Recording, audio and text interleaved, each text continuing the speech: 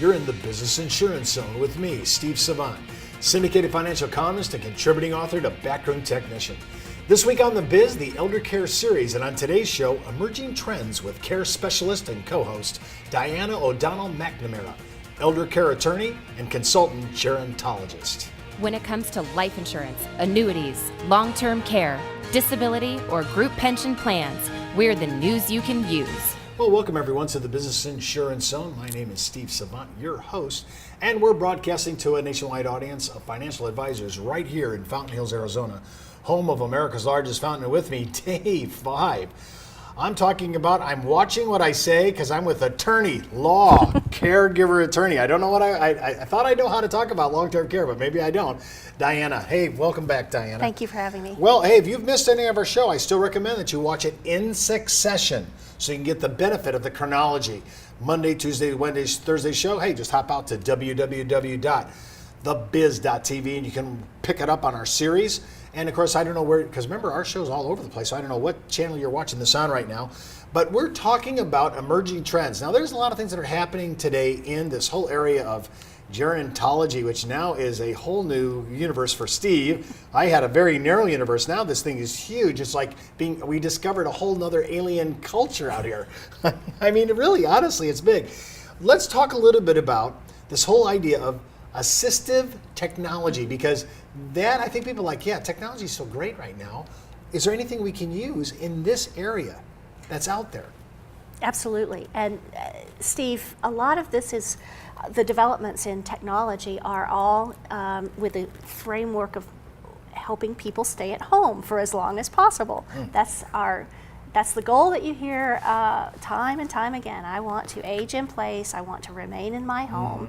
And let's use technology where possible to make that happen. That sounds cool. Well, it is. Probably the most obvious things that come to mind are the things for mobility, wheelchairs. But those have gotten more and more sophisticated, so people can get out and about. And things to monitor their mobility within the house. So if someone is living alone, and there are ways that you can have sensors in the house, alert systems in the house, if something happens, and there's help right away. And I see these little, they're almost as small as a pendant that you can wear around your neck. Yep.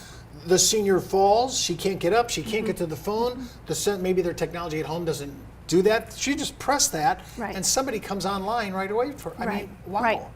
I mean, this is beyond I've fallen and I can't get up. Yes, well, that's a humorous way to look at it, but in reality, whatever we can do to have technology in the home that can help support staying at home, I'm in favor of. You see things like medication management.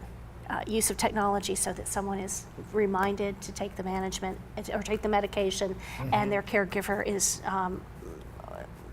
can keep track of that. And there's technology for that. Yes, there is. Unbelievable. I mean, this is where we're going. Special computers to help with communication and have access to their family and all of that in a very understandable and easy way.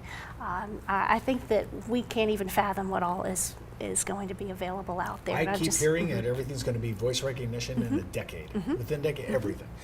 I want to talk about pet planning. I have to tell you, this one hit me in a little humorous way. Okay, I can see this. People like pets. They're very good for you therapeutically. It's a psychological issue. But now I'm pet planning. So walk me through that. Oh, yes. Fido and finance. Yes. I love that. I'm going to use that. Do you mind? No, that's all right. It's free. Okay. Okay. Well, in ordinary terms, if you pass away and you haven't made arrangements for your animal, they're treated as property. And you know what? They're really family members. Most of us believe our pets are our family. And so why not account for your animals as you would for your other family members? And I'm serious about that, because particularly when you get into the complexities of a horse or a donkey or a dog with special care needs, or whatever it is, you need to have a plan in place, I believe, that someone can step in and take care of that animal, give it needs, and possibly assign some money to it. You know, we get the Leona Helmsley stories, but that's the extreme. Sure. Exactly. Well, when you say this, though, I'm thinking, you know, seniors are very attached to their pets, really attached. And if you're coming in talking about caregiving for the first time as a financial planner, and you bring this up, I think you just endeared yourself immediately. You're bringing up something that nobody else is bringing up. Right. I love it. Pet planning. Yes. So you can do a contract with somebody to make plans, or even work it into a trust or will that you have. I guess I'm just trying to graduate past the thought of pet cemetery right now.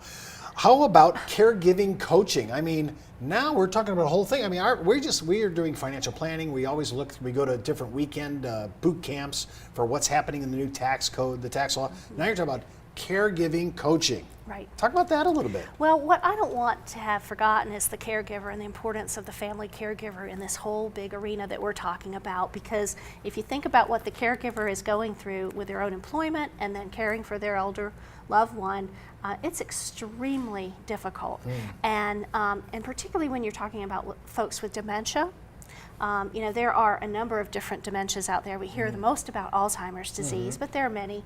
And I think that the family caregiver can benefit a lot from having some coaching about the experience that they're having. There are, you know, the Alzheimer's Association and other organizations offer workshops, but I also think it's in a more consistent way, whether they can attend support groups or have dialogue one-on-one with somebody like me or others in this field, I think is what can really keep the caregiver healthy, because who cares for the caregiver? That's right. Yeah, I mean, exactly. long-term care now even gives respite There you go. for caregiver. Absolutely. Where you know it's true.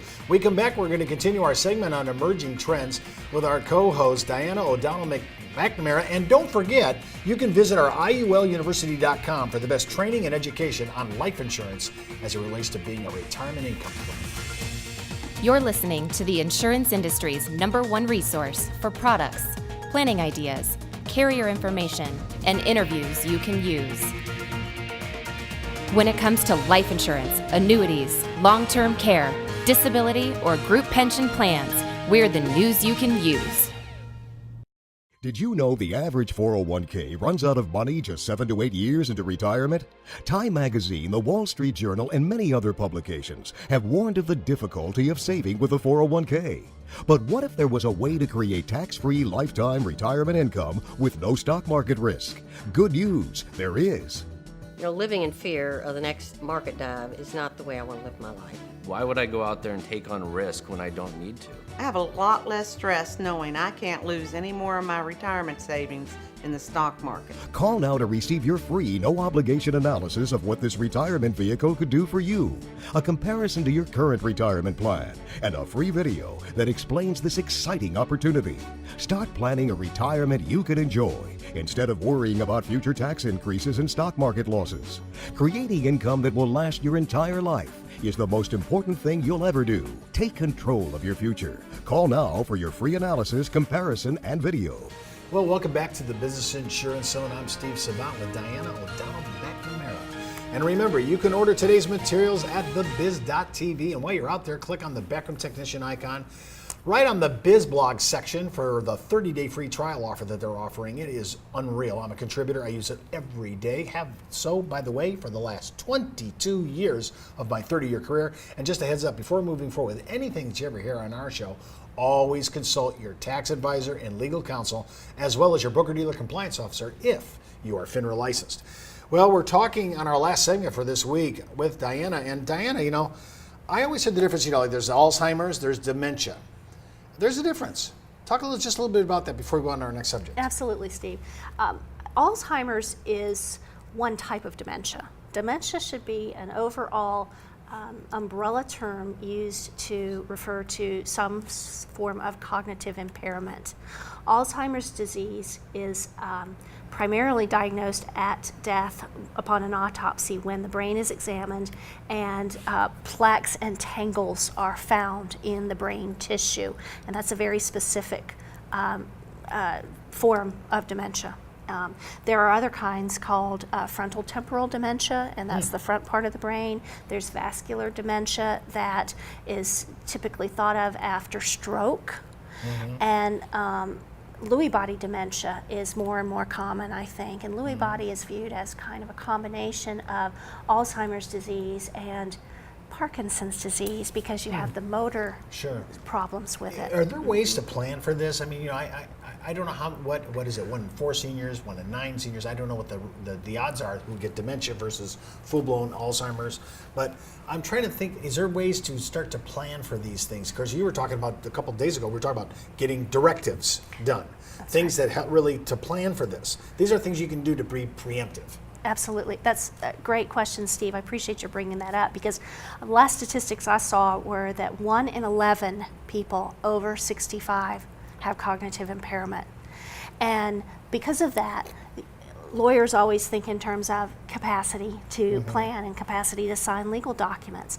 And if you can, ahead of that, make sure that you have your healthcare advance directives, powers of attorney, financial powers of attorney in place, and have picked the people who you can trust, so that as your mental capacity, if it deteriorates, then you've got the planning in place. When I hear you speak about this, you talk about these issues called big elder care challenges.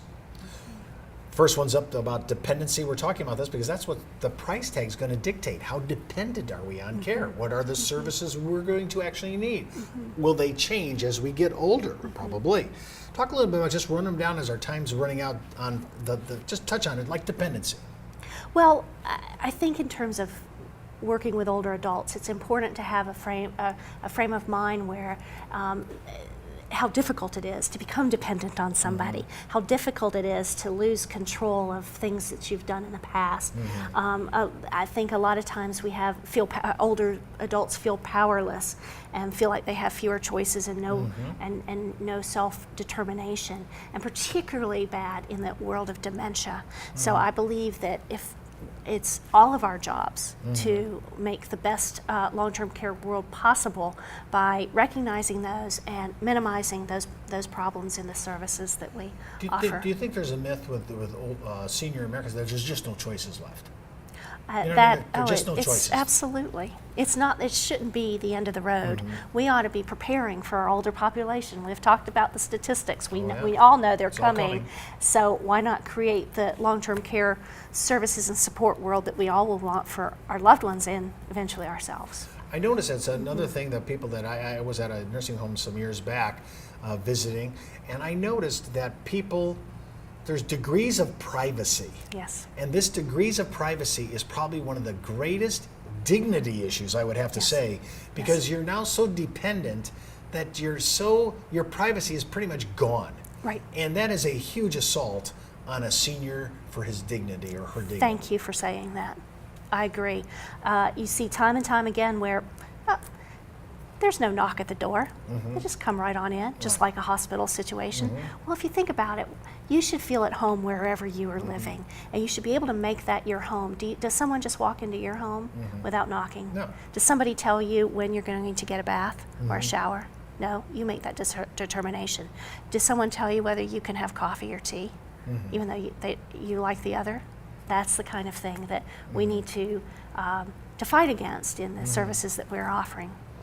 Does that make sense? Well, not only does it make sense, I'm just trying to think about, hey, look, my time is coming, okay? I'm just trying to anticipate having compassion on myself so I can have compassion on others. And when I think about this loss of dignity issue, this is why financial planning at this level is so critical, and that we have to expand our knowledge and our understanding of this whole area of gerontology. I mean, to me, this is, I've had my eyes open to this whole week. I have this very narrow, myopic view, very almost corporate glaucoma in the way I think about things. I want to now expand it. When I'm thinking about this, the biggest issue, and it's a financial one, and I'm sure it is a huge one for the psychology of a senior, is this whole uncertainty principle.